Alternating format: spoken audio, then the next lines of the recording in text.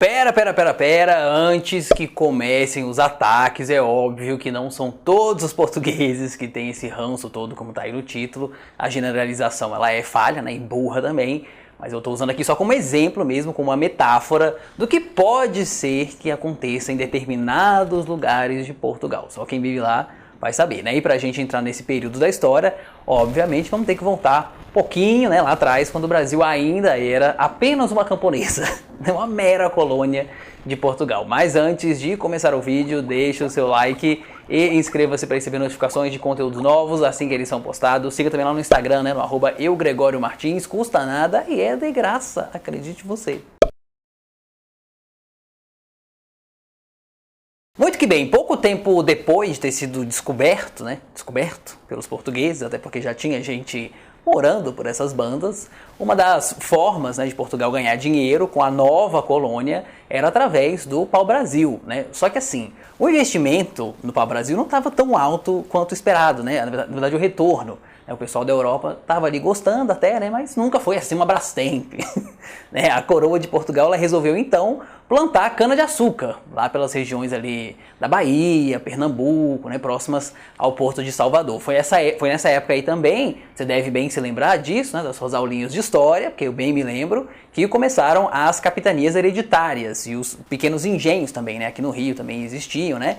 Apesar do dinheiro dessa vez estar fluindo, rolavam umas tretas com os holandeses, com outros também europeus, né, que faziam exportação da cana-de-açúcar sem pagar o devido aqué, né, a taxa para Portugal. Mas foi uma briga horrorosa, os holandeses acabaram perdendo essa treta aí, né, e a vida seguiu. Aí começou um burburinho de que ali na região sudeste, né, estavam encontrando ouro, né, muito ouro. E isso parecia ser um bom dinheiro sem perspectiva de acabar para Portugal.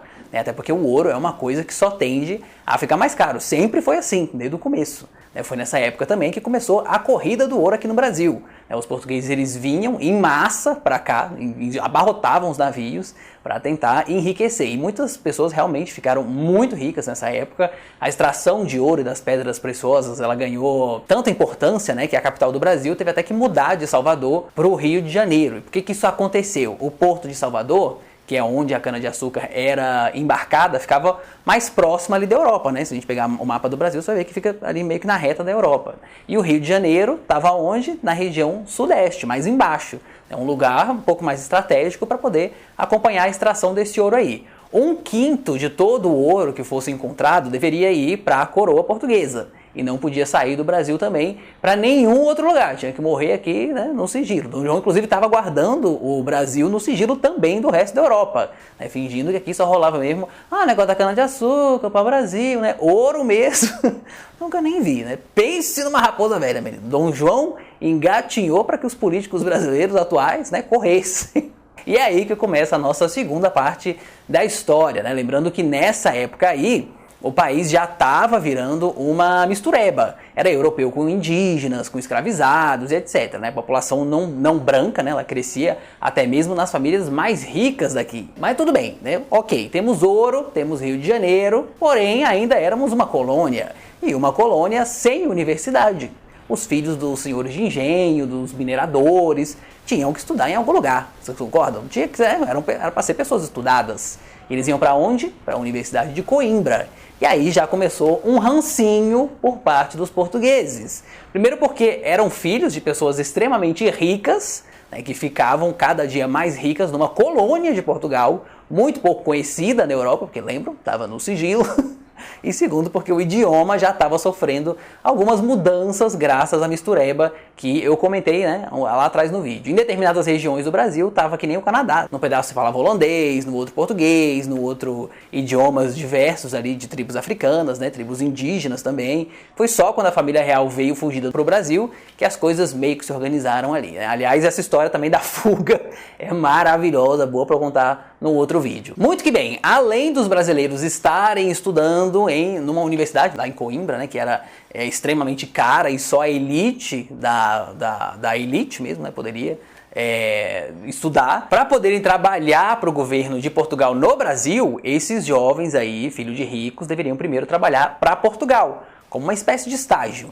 Aí, minha filha, foi um bafafá, porque os portugueses começaram a falar que os brasileiros estavam tomando o emprego deles. Aliás, algo muito parecido com o que ainda acontece em outros países ali da Europa também. Olha só, hein?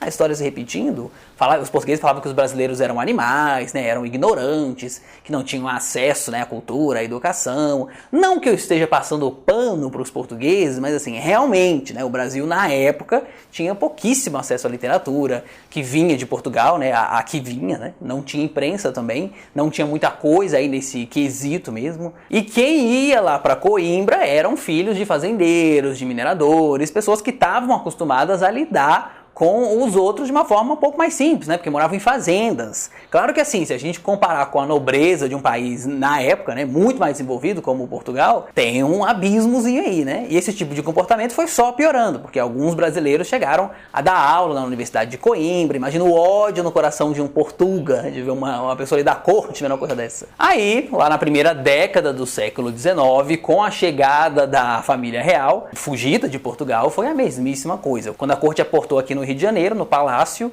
não tinham casas com a estrutura das casas em Portugal. O Rio de Janeiro era puro mangue, com esgoto a céu aberto. O próprio Paço Imperial não é um palácio bonito. A imagem que eles tinham do Brasil piorou e muito. E eles faziam chacota com os cariocas também que estavam aqui, né? O Dom João, que era o príncipe regente na época, ele tomou a casa de muita gente para poder colocar funcionários do governo dele, porque não tinha onde ficar. Aliás, já começou um ranço inverso aí também, com a razão dos cariocas. O clima aqui sempre foi muito mais quente, eles não conseguiam manter as roupas que eles trouxeram da Europa, né, a corte em si. As carruagens atolavam lá nos terrenos, né, onde não tinha sido aterrado ainda. E se não tinha tanta mão de obra e obra-prima para construir uma cidade imperial da noite para o dia, como é que fazia? Saíam arrancando todo mundo. Então, quando Napoleão caiu e a família real decidiu voltar para Portugal, o maior exemplo do desprezo da elite portuguesa pelo Brasil veio até da própria rainha Carlota Joaquina, né? Ela que tem aquela frase icônica: nem o pó desejarei dessas terras, se referindo ao Brasil. Ela odiava morar no Rio de Janeiro, dizia que passava mal com o calor e que os brasileiros eram inferiores, muito inferiores aos portugueses. Daí em diante foi ladeira abaixo real também, né? Alguns portugueses ainda culpam a independência do Brasil pela má influência dos imperadores, né, que eram portugueses, né? No caso Dom Pedro e a Dona Leopoldina, que não era portuguesa, era austríaca, né? Mas enfim, mas dizendo que eles se misturaram com os brasileiros. E a história só foi se repetindo, porque durante muitos anos os brasileiros se mudaram para Portugal, né? Tiraram o emprego dos portugueses e o estigma tá aí até os dias atuais. Na psicanálise, porque sim, eu tinha que falar sobre psicanálise, em algum lugar desse vídeo aqui, a gente discute muito isso aí também, né? Como o lugar, a cultura, como tudo isso pode influenciar o nosso processo de individuação, né? E até onde ele é um desafio também. Inclusive eu estou lendo um livro que se chama A Descoberta do Eu. Tem ele aqui. E aí ele fala como a gente se torna, quem nós somos, né? Será que a gente seria diferente se as condições para o nosso processo de descoberta fosse um pouco mais fácil, né? Ou não? Esse resquício, né, de síndrome de Carlota Joaquina ainda existe também aqui no Brasil, né, quando uma cidade rivaliza com outra cidade, quando um bairro rivaliza com outro bairro, né, isso tem muito nas cidades também. Quando alguém que é de um determinado lugar não parece ser tão interessante, né, porque veio desse lugar, né, ali numa roda de amigos, enfim, tudo isso é uma sobra da corte portuguesa que ficou entranhada na nossa cultura. Mas eu quero saber de você, você já passou por essa situação? Você sabia dessa história toda também? Deixa aí nos comentários. Se você curtiu esse conteúdo, deixe também o seu like e inscreva-se para receber notificações de vídeos novos assim que eles são postados. Um beijo, um queijo e até a próxima.